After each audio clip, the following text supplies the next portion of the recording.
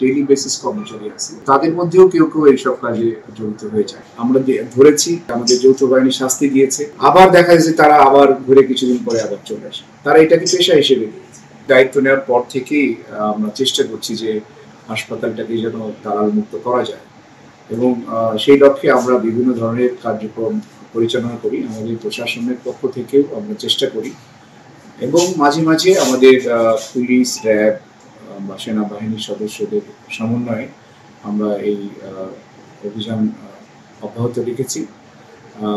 কিছু সংখ্যক মানুষ যারা এখানে বা আশেপাশে বসবাস করে, তারা দেখা যায় যে এই হসপিটাল কেন্দ্রিক এই ব্যবসার সাথে যুক্ত।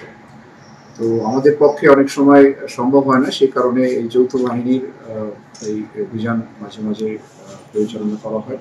আজকেও ওনারা এই অভিযান পরিচালনা করেছেন এবং কিছু সংখ্যক ব্যক্তিকে তারা বিভিন্ন মেয়েদের শাস্তি দিয়েছে। আমরা যেটা শুনলাম যে অনেক আইডি কার্ডধারী আপনার হাসপাতালের কর্মচারী হিসেবে আইডি কার্ড আছে, এরকম অনেকে আটক করা হয়েছে। তাদের বিরুদ্ধে অভিযোগ যে অনেক সময় ডক্টরদের হয়ে তারা বিভিন্ন হাসপাতালে রোগী পাঠায়, অথবা আর কোনো কি কারণে নেওয়া হলে এটা আপনি জানেন বিষয়টা?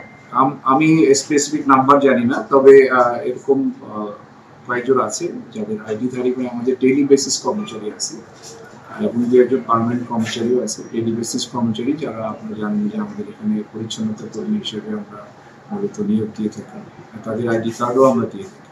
কিন্তু তাদের মধ্যেও কেউ কেউ এইসব কাজে জড়িত হয়ে যায়, এবং আমরা তাদের বিরুদ্ধে ইনস্ট্যান্ট শাস্তিমূলক ব্যবস্থা, মানে তাদের আমরা আজকে থেকেই স্যাক করে দিচ্ছি যাদের ডেইলি বেসিস কর্মচারী যদি কেউ এটার সাথে ইনভলভ হয়, আর পার্মানেন্ট স্টাফদের তাদের অপরাধের ধরন হিসেবে আমরা শাস্তিমূলক ব্যবস্থা গ্রহণ করি। আর এর বাইরে যে যারা ছিল তাদেরকে ওরা বিভিন্ন মেয়াদে কারাগারে দিয়েছে। 350 না, এখন আমাদের যে আনসার সদস্য ছিল সেটা কমিয়ে দেওয়া হয়েছে 324 জন। এখন আমাদের আনসার সদস্য হয় কি 324 জন আনসার সদস্য ছুটি এবং অসুস্থতা ইত্যাদি বাদ দিলে ছুটিতে থাকে 20% তাদের পলিসি অনুযায়ী। তো আমাদের 3 শিফটে এটা ভাগ করলে আনসার সদস্যের সংখ্যা অনেক কমে যায়। যেমন আমার যে হাসপাতালের যে পরিধি এরিয়া, সেই হিসেবে সংখ্যা যথেষ্ট না, এবং আমরা আনসারদেরকে নিয়োগ করি। আমাদের ডাক্তার, নার্স, কর্মচারী সবাই চেষ্টা করে, তারপরেও কিছু মানুষ আছে তারা ডেসপারেট। এখানে আমরা ধরেছি, এবং তারা এই যে আমাদের যৌথ বাহিনী শাস্তি দিয়েছে, আবার দেখা যাচ্ছে তারা আবার ঘুরে কিছুদিন পরে আবার চলে আসে। তারা এটাকে পেশা হিসেবে দেখছে, তাদের কোনোভাবেই নির্মূল করা যাচ্ছে না। আমাদের চেষ্টা অব্যাহত আছে। চেষ্টার আলোকে কি এবারে যৌথ বাহিনী যৌথ অভিযান কি মনে হচ্ছে?